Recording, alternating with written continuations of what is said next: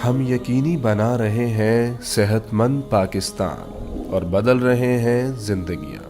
بہترین صحت کی سہولیات کی فراہمی سے آپ بھی بیماروں کے لیے مسیحا بن سکتے ہیں۔ اپنے صدقات اور عطیات MTJ فاؤنڈیشن تک پہنچائیں۔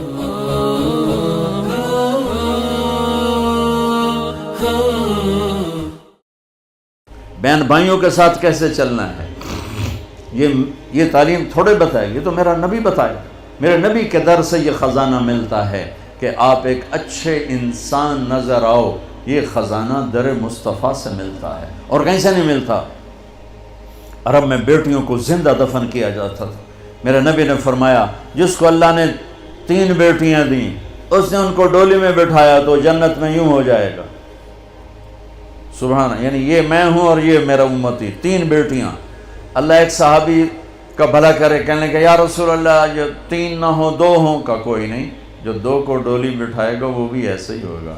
ایک کا اللہ بھلا کرے، کہنے لگا یا رسول اللہ ایک ہی ہو، اگاں کام میں کوئی نہ ہوئے۔ پھر آپ نے کہا جو ایک کو ڈولی میں بٹھائے گا وہ بھی جنت میں یوں ہو جائے گا۔ 10 بیٹوں کی شادی کرو، 10 بیٹوں کی شادی کرو، 10 بیٹوں کی شادی کرو، اجر ہے، جنت کا وعدہ کوئی نہیں۔ ایک بیٹی کو ڈولی میں بٹھا دو تو میرا نبی کہتا ہے جنت نہیں، یوں ہو جائے گا، یوں ہو جائے گا۔ یہ زندگی کون سکھائے گا؟ میرا نبی سکھائے، میرے نبی سکھائیں۔ ہمارے تو پورے ملک میں بیٹیوں کے لیے وراثت میں کوئی حصہ نہیں، سب کچھ بھائی کھا جاتے ہیں، اور ہمارے ذمہ داروں میں بڑا ظلم ہے، نوکرانیوں سے جیلی انگوٹھے لگوا کے زمین پہ قبضہ، اور وہ بہنیں بھی اتنی صبر والی ہیں، وہ چپ کر کے سہ جاتی ہیں، ایک لفظ نہیں بولتی۔ کبھی کبھی کہیں کوئی آواز سننے کو ملتی ہے کہ کوئی کیس کوس کروا لیے، ورنہ وہ بیچاری صبر سے کڑوا گھونٹ پی کے چلی جاتی ہیں۔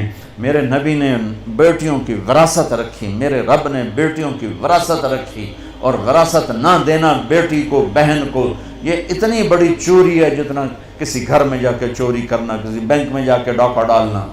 میں نے جن استاد محترم سے قرآن پڑھا، تفسیر پڑھی،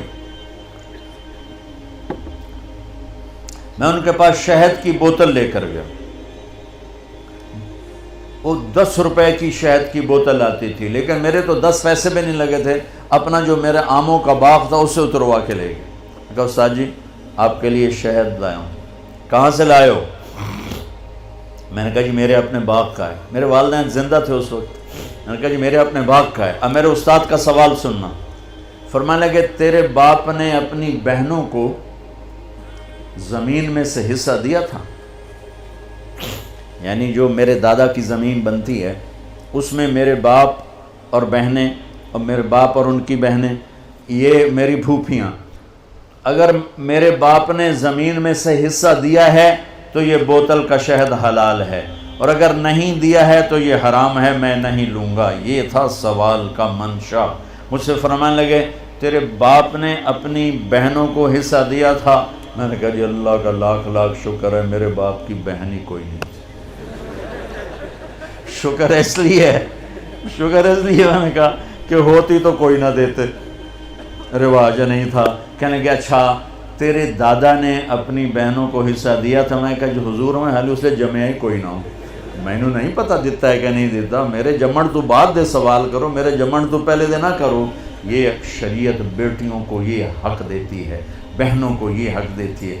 جس نے 2 بیٹیوں کو ڈولی میں بٹھایا جنت واجب، جس کی بیٹیاں کوئی نہیں، بیٹی نہیں ہوئی، ادھر جیسے میرا یعنی میرے جو دادا تھے ان کے کوئی بیٹے، 2 بھائی تھے صرف، میرا باپ اور میرا تایا، بس 2 بھائی تھے، ساری وراثت ان کی تھی، لیکن اللہ نے دو بیٹیاں نہیں دی، 2 بہنیں دے دیں۔